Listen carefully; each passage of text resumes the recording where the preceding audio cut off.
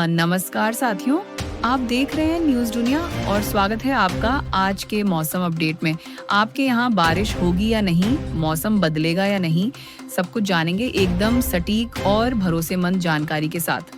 अगर आप भी भोपाल, इंदौर, जबलपुर, ग्वालियर, उज्जैन, अलीराजपुर, अनूपपुर, अशोकन, बालाघाट, गांवों, शहर या जिले में रहते हैं मध्य प्रदेश के, तो इस वीडियो को लाइक करें, चैनल को सब्सक्राइब करें और कमेंट करके बताएं कि आप मध्य प्रदेश के कौन से गांव, शहर या जिले में रहते हैं।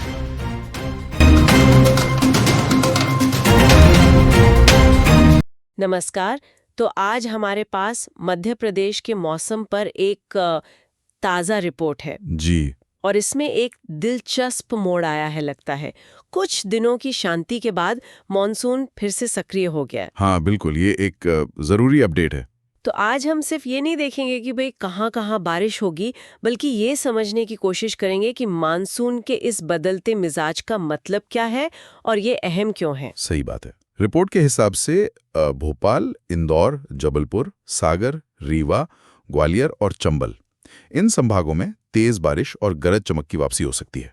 कई सारे इलाके हैं। हाँ। और कुछ जिलों के लिए तो येलो अलर्ट भी है, जैसे पन्ना, कटनी, सतना, उमरिया, डिंडोरी। यहाँ एक सवाल उठता है, ये येलो अलर्ट होता क्या है असल में? क्या मतलब है इसका? कोई चिंता की बात है? देखिए, ये सवाल बहुत अच्छा है।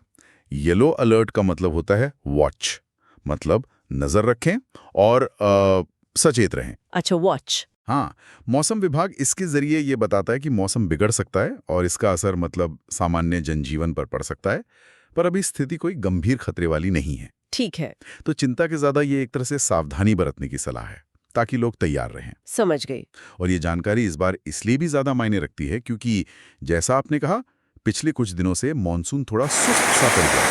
हाँ बिल्कुल। तो ये जो रीएक्टिवेशन है, मतलब ये दोबारा सक्रिय होना, इसका मतलब है कि बारिश का जो इंतजार हो रहा था कई इलाकों में, वो अब शायद खत्म हो सकता है। अच्छा, तापमान का क्या हाल है? रिपोर्ट में कुछ जिक्र है?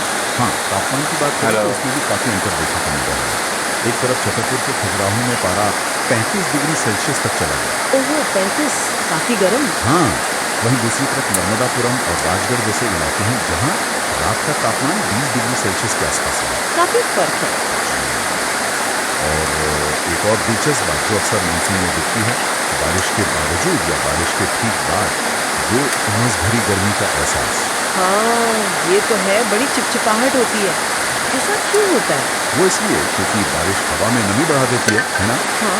और अगर बारिश के बाद धूप निकल आए तो वो नमी भाप बनकर एकदम से उमस पैदा कर देती है। अच्छा, मतलब बारिश से राहत और फिर उमस की आफत भी है। तो अगर आज की खास संभावनाओं पर नजर डालें, रिपोर्ट क्या कहती है? कहाँ ज्यादा आसार है?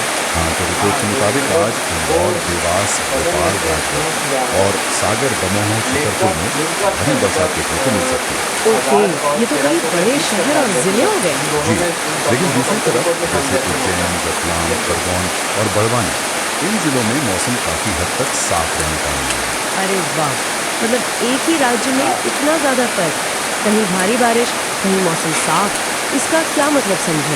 बिल्कुल, और यही तो मानसून की खासियत भी है और कह सकते हैं चुनौती भी।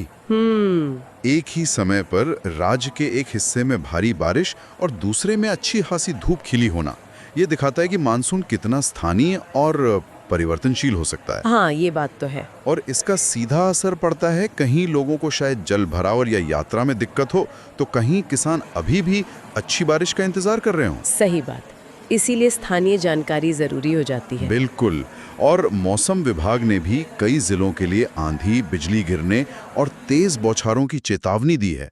लोगों से अतिरिक्त सतर्कता बरतने को कहा है। तो ये जो मिला जुला मौसम है, कभी धूप, कभी बादल, कभी एकदम तेज बारिश, ये अगले कुछ दिनों तक बना रह सकता है, ऐसा अनुमान है। तो कुल मिलाकर आज की जानकारी का सार यही हुआ कि मध्य प्रदेश में मानसून ने फिर से जोर पकड़ा है। जी, सक्रिय हो गया है। इंदौर, भोपाल, सागर जैसे कई इलाकों में आज भारी बारिश की उम्मीद है, जबकि उज्जैन, रतलाम जैसे कुछ इलाकों में मौसम ठीक ठाक साफ रह सकता है। हाँ। और सबसे जरूरी बात, मौसम विभाग की चेतावनियों पर ध्यान देना है और सतर्क रहना है, खासकर उन जिलों में जहां येलो अलर्ट जारी हुआ है। हाँ, बिल्कुल सही।